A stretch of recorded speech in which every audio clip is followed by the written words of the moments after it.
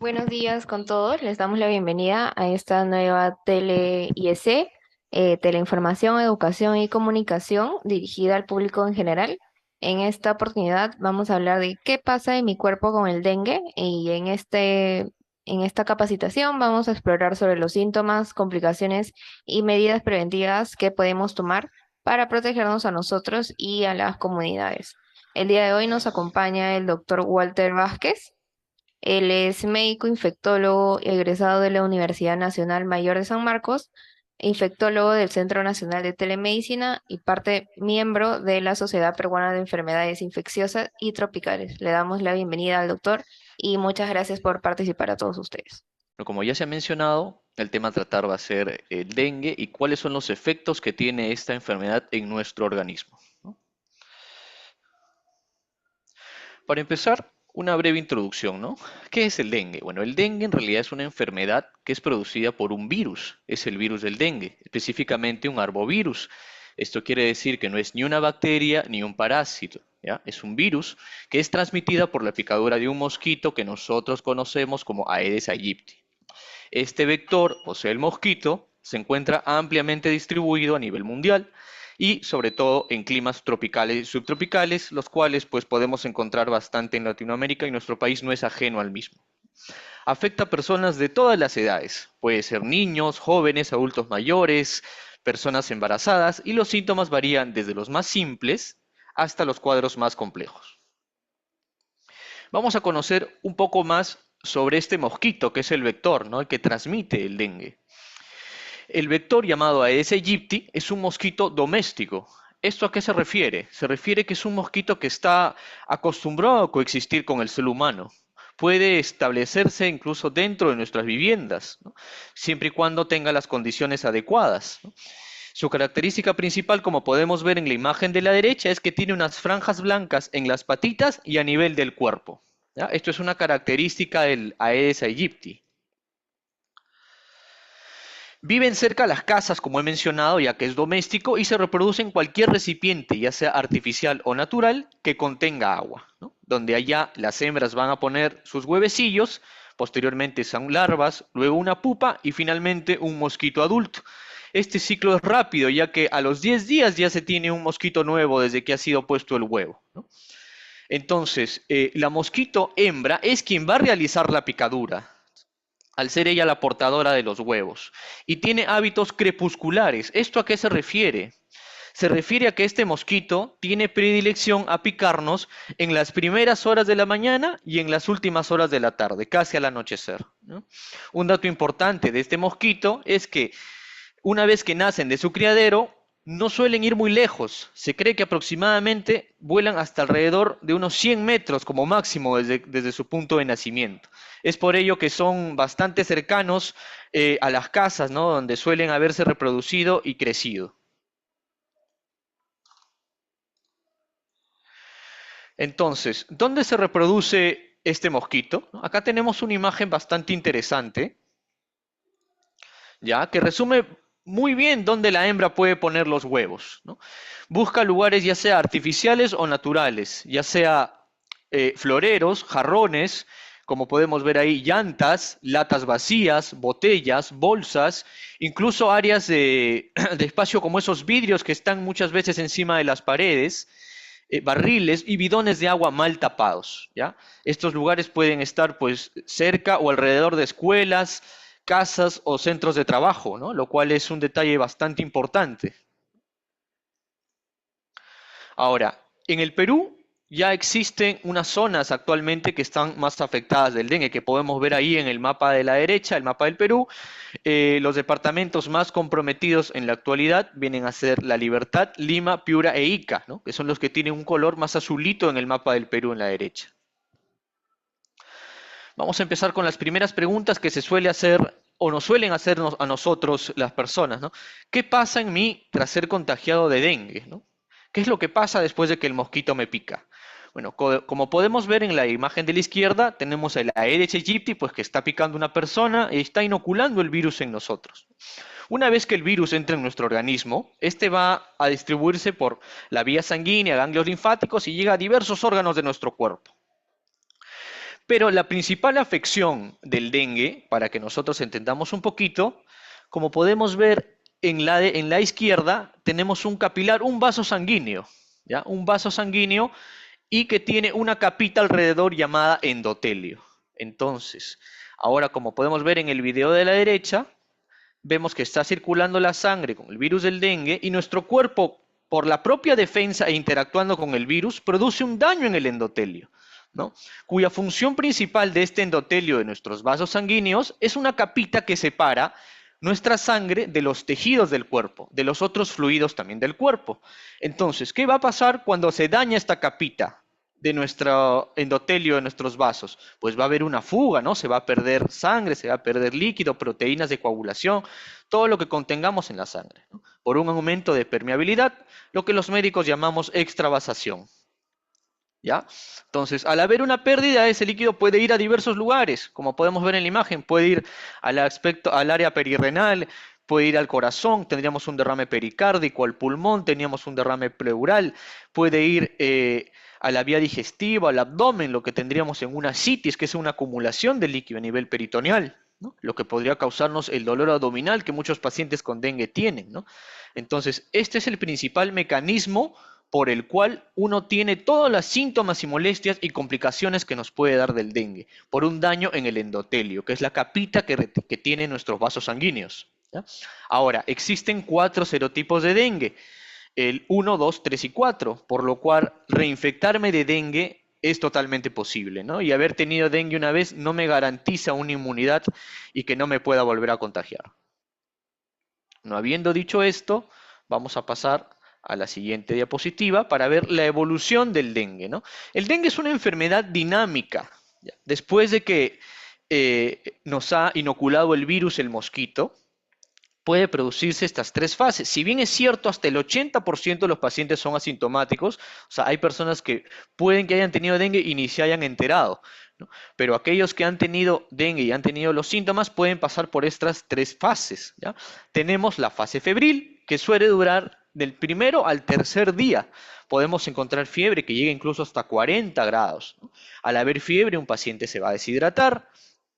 Podemos encontrar ahí todos los síntomas que no son específicamente de dengue, como malestar general, dolor del cuerpo, dolor de las articulaciones, nos duelen los músculos al movimiento, dolor de cabeza, puede haber náuseas, ¿no? Todos estos síntomas no son inespecíficos, son inespecíficos, incluso nos podrían hacer pensar en otra enfermedad, pero si nosotros vivimos en un área de riesgo y en el contexto actual en que estamos de este brote importante de dengue, hay que tenerlo en cuenta, ¿ya?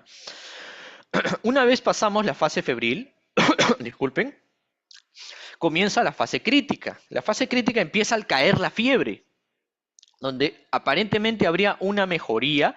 En realidad esto no es así, ya que allí se va a producir el daño en la capita del endotelio que mencionaba anteriormente y va a conllevar a los signos de alarma y a las mayores complicaciones que podría haber del dengue si es que no se hidrata adecuadamente al paciente. Suele empezar entre el tercer y cuarto día y dura aproximadamente de 6 a 7 días. Allí es cuando se va a producir los sangrados que muchas veces muchos pacientes refieren, ya sea por las encías, vía vaginal si son mujeres, por la nariz, ¿no? Una epistaxis, sangrado de las fosas nasales. Posteriormente, pasada la fase crítica, tenemos la fase de recuperación o de convalecencia, que es aproximadamente a los 7 días de enfermedad, donde ya va a haber una reabsorción de líquidos, nuestro endotelio se va a reparar esa capita, ya no va a haber más fuga de la sangre a otros tejidos y a otros órganos, ¿no? Por lo cual nuestras plaquetas van a subir, nuestros síntomas van a disminuir y el paciente se va a recuperar. Existe una serie de medicinas que podemos tomar y otras que están totalmente contraindicadas o no tienen sentido utilizarlas en cuadros de dengue. Entonces, ¿qué medicinas puedo tomar y cuáles están contraindicadas? Según la Organización Mundial de la Salud y la Organización Panamericana de la Salud, ¿no? La droga o el fármaco que se ha recomendado para el dengue, para aliviar los síntomas y la fiebre, viene a ser únicamente el paracetamol, ¿ya? Paracetamol es el analgésico y antipirético de elección, ya que es el menos gastrolesivo, ¿ya? Podemos utilizar suero oral, ya sea pediátrico o adulto, existen diversas marcas que podemos encontrar en las farmacias, y también la administración de suero fisiológico, pero esto sí es vía endovenosa, que es el cloruro de sodio. Muy bien, ahora, ¿qué no debo tomar o qué no debo utilizar en el dengue? Para empezar, el metamizol intramuscular. Énfasis en la parte intramuscular, ya que en los cuadros de dengue, al haber una disminución de las plaquetas, imagínense si ponemos una inyección en la nalga de un paciente que tiene las plaquetas bajas, el tremendo hematoma o moretón que se va a generar ahí, ¿no? Entonces es por ello que está contraindicado utilizar la dosis de administración de medicinas intramuscular. No se debe poner intramusculares, no se debe dar aspirina. La aspirina es un antiagregante plaquetario, ¿ya? Eso puede conllevar hemorragias. Entonces, no está recomendado su uso salvo sea un paciente que lo utilice ya de base por algún tipo de enfermedad y eso siempre con una evaluación de un cardiólogo, valorando el riesgo-beneficio de utilizar o no esta medicina a pesar del cuadro de dengue. No utilizar otros analgésicos que no sean el paracetamol, otros AINES, por ejemplo el ibuprofeno, el naproxeno, ¿no? Que son bastante conocidos y muy usados. ¿Por qué no utilizarlos? Estos analgésicos, aparte de dañar la mucosa gástrica, podrían generar una gastritis, una úlcera allí y uno podría sangrar. Estos analgésicos también interfieren a nivel de la coagulación, ¿ya? Entonces podrían conllevar a sangrados por esas dos vías, ¿no? Produciendo daños en la mucosa gástrica y alterando la función de la coagulación. Antibióticos. Si hemos hablado que el dengue es un virus, no tiene ningún sentido darle antibiótico, a menos que se demuestre que hay alguna infección sobreagregada en el mismo cuadro. Por allí ha circulado información que menciona la ivermectina como una opción para el dengue. Sin embargo, el dengue es un virus, vuelvo a recalcar, no es un parásito. Entonces la ivermectina no tendría ningún sentido en un cuadro de dengue. No utilizar corticoides como la dexametasona, prednisona y no utilizar depresores del sistema nervioso central. Muchas veces hay personas que se automedican con diminuirinato gravol, ¿no? Para las náuseas que puede dar el dengue. Si bien esto podría aliviar ligeramente los síntomas, nos podría camuflar un signo de alarma que es alteración del sensorio y es vómitos e intolerancia oral, ya que hay que recordar que el Glavol en muchas personas va a producir somnolencia, entonces eso nos podría confundir un signo de alarma, ¿no? Muy bien, acá tenemos los tres cuadritos de las tres etapas del dengue que acabo de mencionar, la fase febril, que dura los primeros 3 días. Si bien es cierto, la fiebre puede estar hasta los 7 días presente, ¿no? Lo usual es que dure los primeros 3 días. Podemos encontrar fiebre, dolor de cabeza, dolor muscular, dolores de articulaciones, puede haber náuseas y dolor ocular. Esto es muy característico del dengue, un dolor atrás de los ojos. ¿Por qué nos duele atrás de los ojos? Bueno, ¿qué tenemos en los ojos? Para poder moverlo, nosotros tenemos músculos en los ojos, así como tenemos músculos en los brazos, en las piernas que nos duelen, el ojo también posee músculos, ¿no? Estos músculos oculomotores, donde hay una replicación viral a nivel de los músculos, nos produce dolor al movimiento. Entonces, por eso las pacientes, ya sean niños, adultos, se quejan, dolor retrocular, doctor, me duele atrás de los ojos, ¿no? Esa es la explicación de por qué hay este síntoma, ¿no? La fase crítica, al caer la fiebre, el tercer a séptimo día, porque hay una extravasación de líquidos por daño del endotelio, la capita de nuestros vasos que he mencionado. Ahí vamos a encontrar la mayoría de signos de alarma que voy a hablar a continuación, ¿ya? Y finalmente la fase de recuperación pasado los 7 días, cuando hay una reparación del endotelio y hay una reabsorción de líquidos, ¿no? Como vemos en la imagen, ya esa pacientita se ha recuperado del dengue.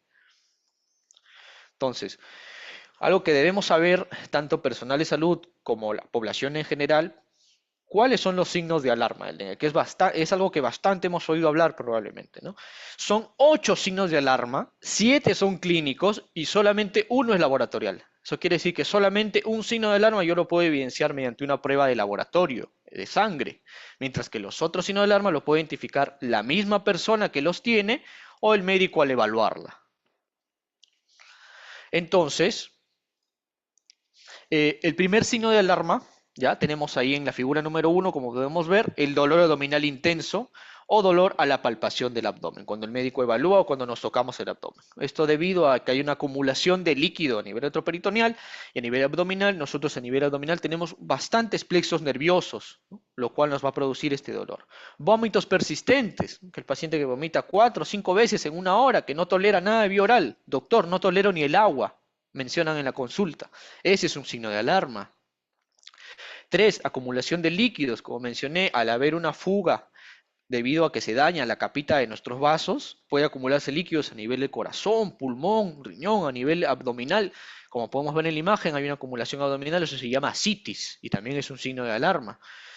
En la figurita 4, sangrado de mucosas, ya sea por la nariz, por la boca, sangrado al orinar, sangrado al defecar, en las heces, sangrado vaginal en las mujeres.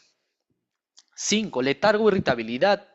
Puede haber una alteración a nivel del sistema nervioso central, ya sea somnolencia, cambios de carácter. 6, hipotensión postural o lipotimia, ¿no? Por eso es importante que estos pacientes con dengue, una vez que están hospitalizados, por ejemplo, no estén deambulando en su habitación, ya que podría haber una baja de presión y el paciente se puede desvanecer, posteriormente golpearse y complicar más el cuadro. Séptimo signo de alarma, tenemos la hepatomegalia, ¿ya? Que como podemos ver en la imagen, a la izquierda es un hígado normal y el de la derecha es un hígado que ya está inflamado. Hepatomegalia se refiere a un hígado grande, un hígado que se puede tocar incluso debajo de las costillas. Cuando el médico evalúa, incluso el mismo paciente podría sentir al autoexaminarse un aumento de volumen en la zona del hipocondrio derecho, o sea, la parte derecha del abdomen. ¿Ya?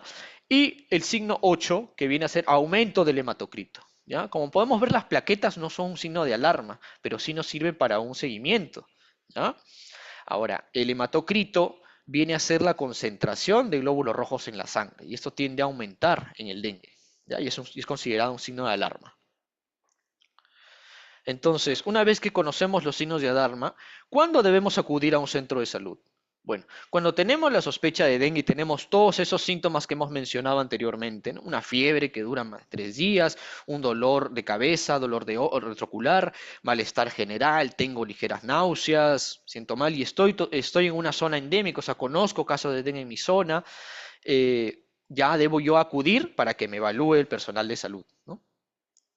Entonces, existen grupos de atención del dengue según la gravedad establecidos por la Organización Mundial de la Salud. Está el grupo A, grupo B1, grupo B2 y el grupo C.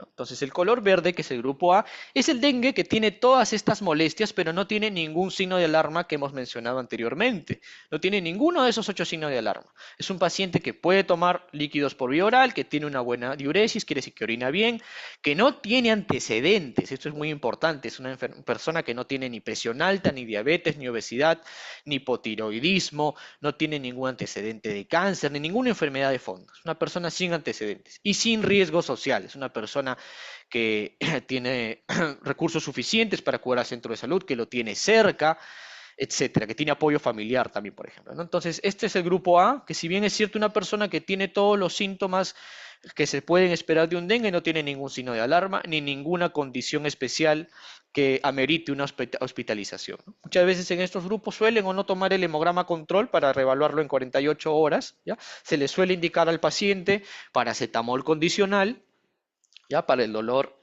y la fiebre, y también tomar bastantes líquidos, ¿ya? Bastantes líquidos vía oral, ya sea agua pura o suero oral, ¿ya?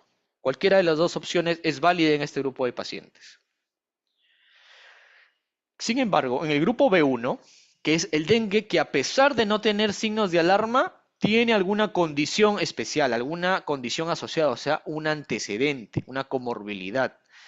Embarazadas, niños menores de 1 año, adultos mayores, mayores de 65 años, pacientes obesos, hipertensos, diabéticos, que tienen enfermedad renal, aquellos pacientes que se dializan, aquellos pacientes con enfermedad hemolítica, pacientes con mieloma múltiple, algún cáncer, alguna neoplasia oncohematológica, pacientes cirróticos que tienen el hígado mal, pacientes que tienen antecedente de úlceras, varices esofágicas, pacientes que tienen trombosis venosa o que sufren de alguna arritmia al corazón y toman anticoagulantes. Todos estos pacientes, a pesar de no tener signos de alarma, requieren internarse, requieren hospitalizarse porque tienen una condición que podría complicarse asociado al dengue, ¿ya? Ahora, ¿qué pasa si yo tengo hipertensión arterial y mi diabetes, pero estoy muy bien controlado? Bueno, allí sí no sería necesario, ¿ya? Tiene que ser una hipertensión arterial que usa 3 o 4 drogas para controlarla, o no está controlada o está maltratada, o una diabetes que no tiene un buen tratamiento, o sea que las glucosas no están controladas a pesar de la medicación, ¿no? Eso quiere decir que son enfermedades que no están controladas y que con mayor razón requieren una hospitalización. Entonces, este grupo de pacientes que si bien no tiene signos de alarma, por la condición que poseen, requieren hospitalizarse. Ahora, no tiene ninguna condición, pero existe riesgo social. Riesgo social me refiero a un paciente o una persona que vive lejos del centro de salud. Hay personas que viven a 3, 4 horas del centro de salud. No estoy hablando de Lima necesariamente, sino en provincia, ¿no? Que no hay un medio de transporte adecuado o no es tan fácil de acceder a ese medio de transporte. Personas adultas mayores que viven solas, a horas del centro de salud. Entonces, en esas situaciones especiales, a criterio médico se debe evaluar el riesgo social de darle de alta a una persona así con el riesgo de que podría complicarse, ¿ya? Y el difícil acceso a retornar al centro de salud, ¿ya? Entonces, en esas condiciones especiales también se toma en cuenta la hospitalización y el internamiento de este tipo de pacientes. Ahora sí, pasamos al grupo B2, que es el dengue con los signos de alarma que ya hemos mencionado, ¿ya? Estos signos de alarma son los 7 clínicos y el octavo, que es el hematocrito, que lo podemos ver en las pruebas de sangre, ¿ya? Ya aquí el paciente tiene que hospitalizarse. ¿Por qué? Porque el paciente ya no le va a bastar tomando, hidratándose con suero oral solamente a demanda por la boca, ¿no? Ya el paciente aquí necesita que se le administre líquidos viendo venosa, ¿ya? Según los criterios de gravedad que tenga. Muchas veces estos pacientes ya no toleran la vía oral, entonces ya no tiene sentido darle pues suero oral. Este paciente tiene que recibir hidratación estricta endovenosa y evaluarlo y monitorizarlo cada hora, posteriormente cada 4 horas y así, ver que tenga una buena orina, tomarle la prueba, el hemograma, ¿ya? Tomarle el hemograma a estos pacientes para ver sus plaquetas si están descendiendo, para ver el hematocrito si está subiendo. Entonces, y en base a eso, seguir con la hidratación, ¿ya? No está indicado las transfusiones en el dengue, salvo en el grupo C, que es el dengue que es grave, en el dengue que ya se ha demostrado un sangrado importante que puede comprometer la vida. En estos escenarios anteriores, como los grupos B, no está indicado transfundir la sangre. Solamente un soporte endovenoso profuso y un control estricto de funciones vitales. Que el paciente tenga una buena presión arterial, hay que medir bastante la presión arterial, que el paciente tenga una buena diuresis, ¿ya? Y apenas el paciente mejore la parte de las náuseas o el dolor abdominal y tolere la vía oral, re- re- reutilizar nuevamente los sueros orales. Eso quiere decir que el paciente, una vez que ya vemos que va tolerando la vía oral de nuevo, mantenemos la hidratación endovenosa y vamos dando de a pocos una hidratación oral, ¿no? Y así lo hidratamos por las dos vías y vamos reduciendo poco a poco la endovenosa a medida que el paciente tolere la vía oral nuevamente. Finalmente tenemos el grupo C, que es el dengue grave, que es a lo que no debemos llegar, a lo que se tiene que evitar a toda costa, ¿no?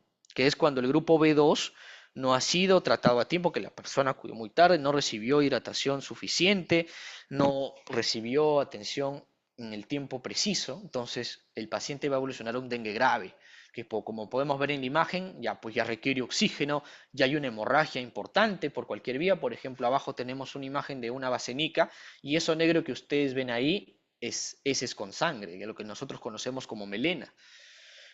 Va a haber una falla multiorgánica, el paciente deja de orinar, hay una disminución del flujo urinario y hay alteraciones a nivel del corazón, una enfermedad llamada miocarditis, ¿ya? El paciente ya tiene requerimiento de oxígeno, incluso aquí ya se puede necesitar transfusiones, como podemos ver en la imagen de la derecha, ¿no? Entonces, este paciente ya no solo requiere hospitalización, requiere internamiento en la UCI o unidades críticos y requiere una evaluación multidisciplinaria por el médico intensivista, internista, infectólogo, hematólogo y cualquier médico que tenga que ver su patología de fondo. Entonces, esto es lo que debemos evitar. Si es que tenemos bastante atención en estos grupos anteriores, uno puede evitar progresar a un dengue grave, ¿ya?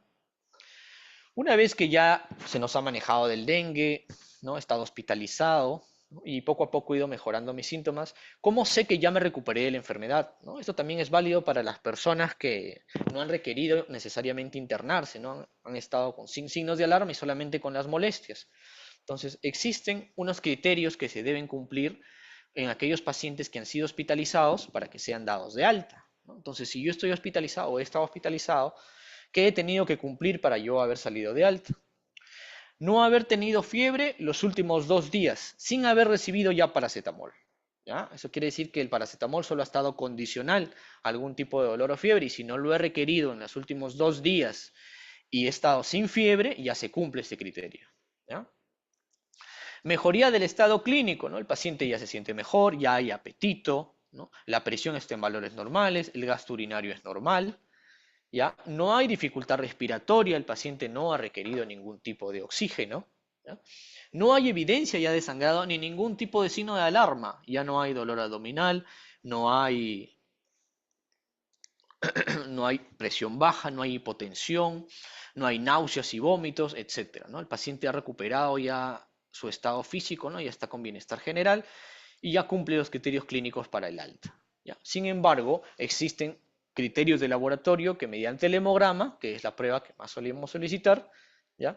Se tienen que tener en cuenta, ¿no? Tendencia ascendente de conteo de plaquetas. Eso quiere decir que nuestras plaquetas tienen que tener un valor superior al previo, ¿ya? Para yo poder darle de alta a este paciente. No existe un valor establecido para que yo diga, no, los pacientes tienen que tener 100.000 de plaquetas, 80.000 de plaquetas para yo darle de alta, ¿ya? No, esto no es así. Simplemente, si yo en mi valor anterior he tenido 30.000 y en el siguiente tengo 60.000, ¿no? Entonces ya veo que hay una tendencia sola a subir de las plaquetas, ¿ya? Entonces ya se estaría cumpliendo ese criterio de alta si tenemos un valor superior al previo, ¿no? Y el hematocrito estable sin líquidos intravenosos. Por ejemplo, si tenemos un hematocrito que se ha mantenido en el mismo valor ya solamente con vía oral y sin requerir el cloruro de sodio endovenoso, ya estamos cumpliendo este criterio de alta también, ¿no? Entonces, una vez cumplidos todos estos criterios, el médico ya podría indicar el alta médica con mayor seguridad al paciente, ¿no? Y podría indicar también para que continúe el tratamiento en casa si es que se presentara alguna molestia adicional. A veces las mialgias, artralgias o el dolor ocular puede persistir un par de días más después del alta y para ello se indica el paracetamol, ¿no? Muchas veces cuando acaban los signos de alarma se produce un rash, ¿no? Quiere decir que se pone rojo el cuerpo y suele picar mucho.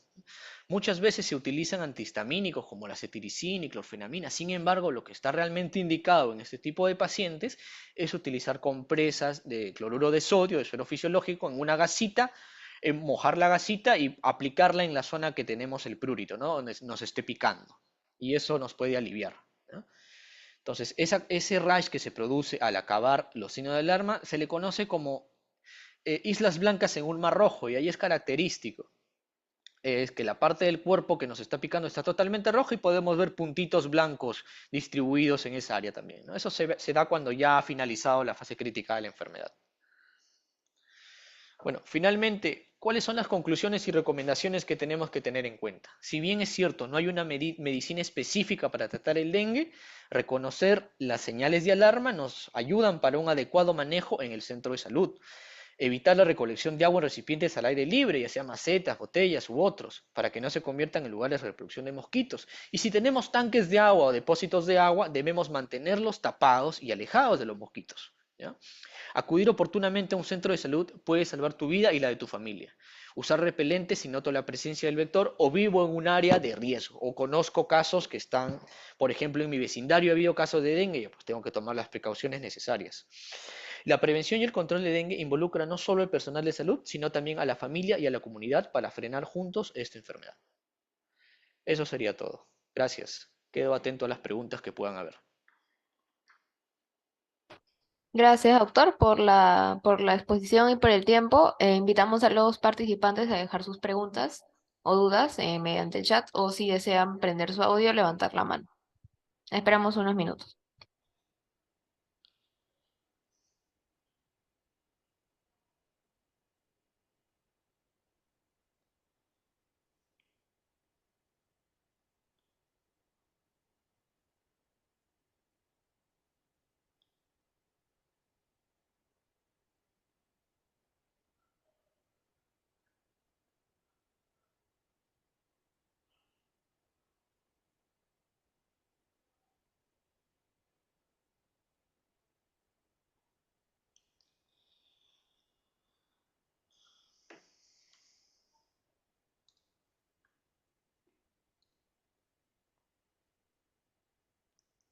Hay una pregunta, me parece.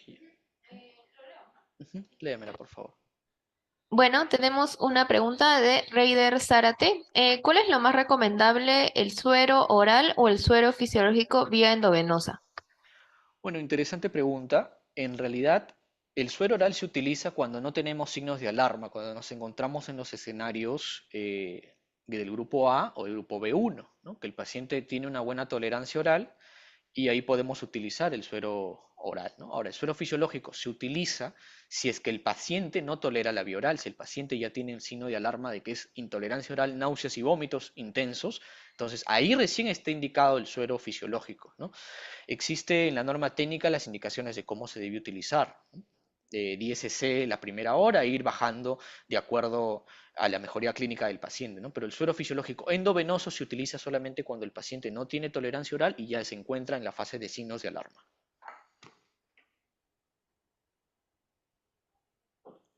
Gracias, doctor. Diana pregunta, ¿existe alguna característica que pueda ayudarnos a detectar a niños con dengue? Si bien es cierto, la sintomatología es inespecífica, ¿ya? Los niños con dengue tienen una característica similar al adulto. Ellos se quejan bastante de cefalea y dolor retrocular. Los niños suelen experimentar también mayor dolor abdominal. Suele ser uno de los signos más comunes en niños. Ahora, podemos evidenciar también en ellos petequias. Petequias quiere decir pequeños moretoncitos, ya sea en extremidades, ¿ya? Esto es por la baja de plaquetas, obviamente, ¿no? Que podemos encontrarlo comúnmente en niños también, ¿no? Y también valorar cómo está el estado anímico del niño, ¿no? Si es un niño que normalmente lactaba bien o comía bien o tenía buen apetito, de la nada nos encontramos con un niño decaído, bajo de ánimo, que tiene bajo apetito o simplemente no puede tomar líquidos, ¿no? Entonces esto también nos podría orientar a que se está tratando de un cuadro de dengue. Si bien es cierto es bastante inespecífico, pero nos podría ayudar en ese sentido. Ahora, hay otra pregunta ahí. Sí. Muchas gracias, doctor. Nancy pregunta, ¿cuántos días se puede tener alza térmica en un paciente? Si bien es cierto lo genérico o lo que se espera es que la fiebre dure aproximadamente unos 3 o 4 días antes de empezar la fase crítica, hay casos en que la fiebre puede durar los 7 días de enfermedad, ¿ya? Sin ninguna extrañeza, ¿no? Sí se ha reportado casos en ese sentido. Por eso que el paracetamol se debe utilizar individualmente, ¿no? No dejarle a todo el mundo horarios. Si es un paciente que ya no está con fiebre, le dejo condicional, pero si el paciente persiste febril, sí le tengo que dar cada 8 horas o hasta cada 6 horas su gramo de paracetamol.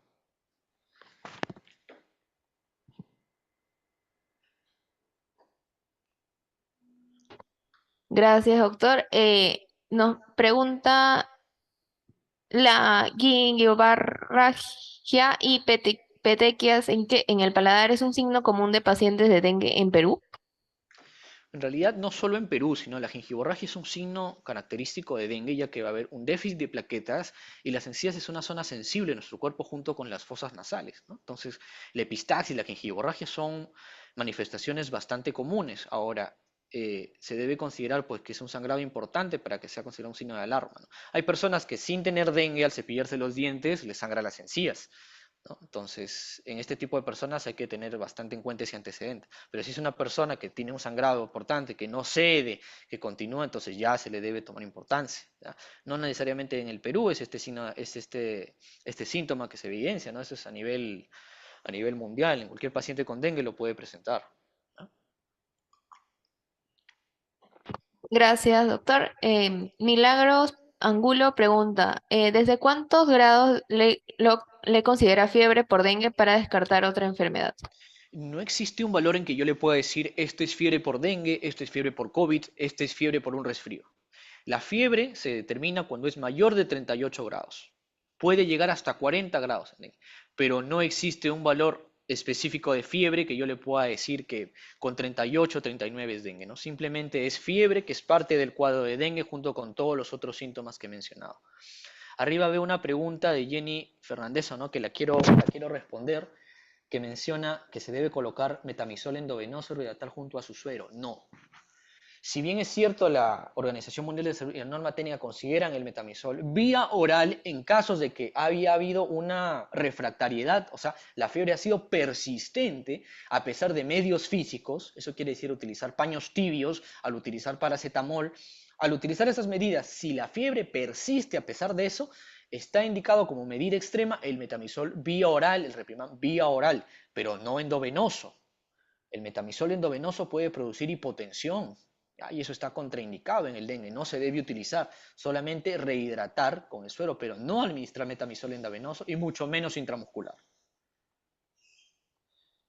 Gracias, doctor. Pregunta Magali, si al paciente le duele demasiado la cabeza, ¿qué podemos hacer? Hidratación, que es básico, ¿ya? Porque la cabeza duele porque hay una deshidratación por la fiebre, que es lo más común.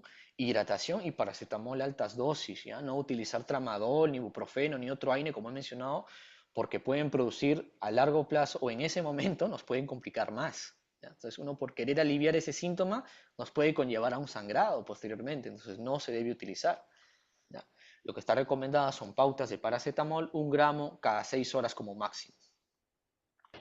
Gracias, doctor.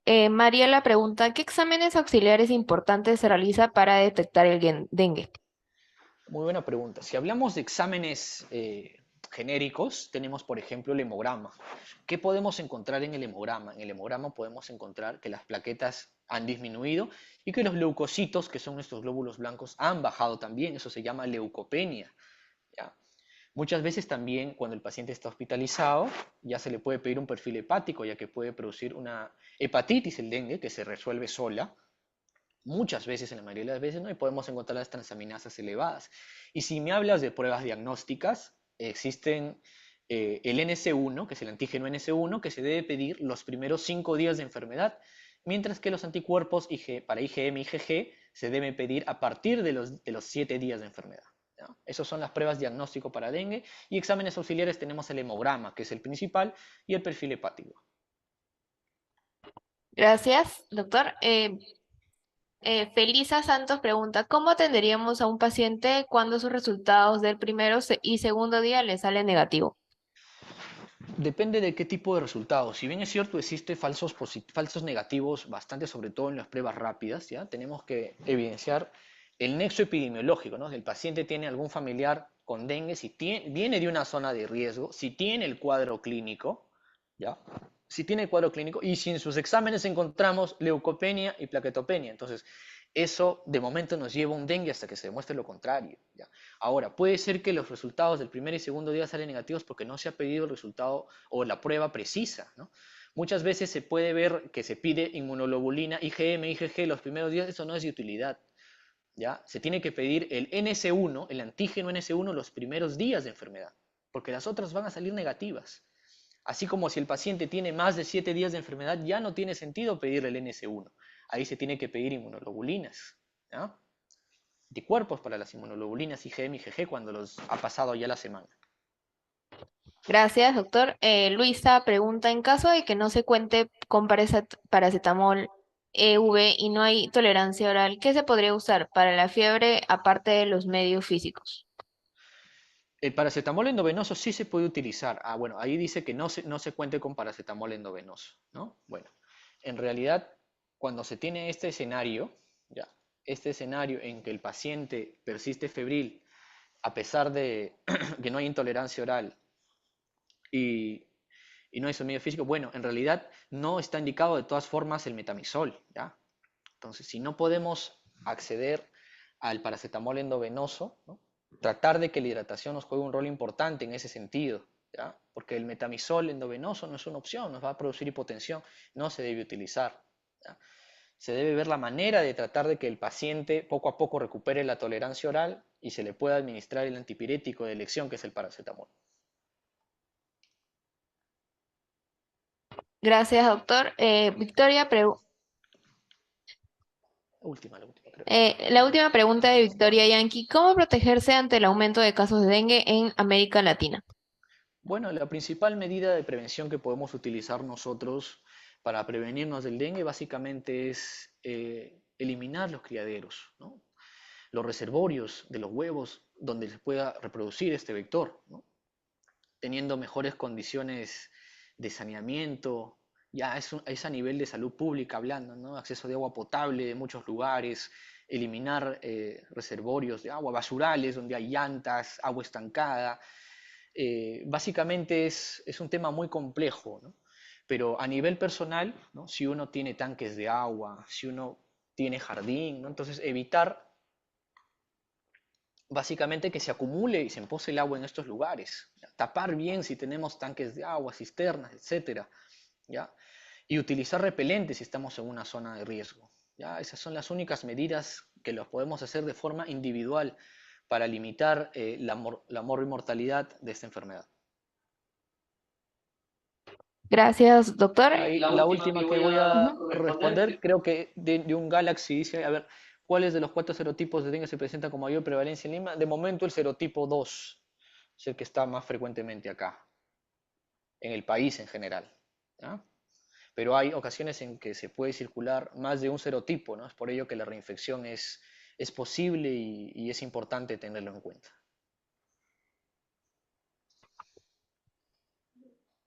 Gracias, doctor. Bueno, finalizamos con la ronda de preguntas por esta oportunidad. Bueno, para poder cerrar con la sesión, el doctor nos puede brindar sus palabras finales para concluir. Bueno, espero que esta charla haya servido, haya aclarado muchas dudas. Ha sido interesante responder las preguntas de muchos de ustedes. Lamentablemente, por cuestiones de tiempo, no puedo responder a todos. Me hubiera dado mucho gusto, pero espero haber esclarecido las dudas más frecuentes, haber tratado de responder lo más relevante que he podido, ¿no? Y bueno, contribuyamos todos a reducir esta enfermedad poniendo cada uno de su parte. Muchas gracias y buen día para todos.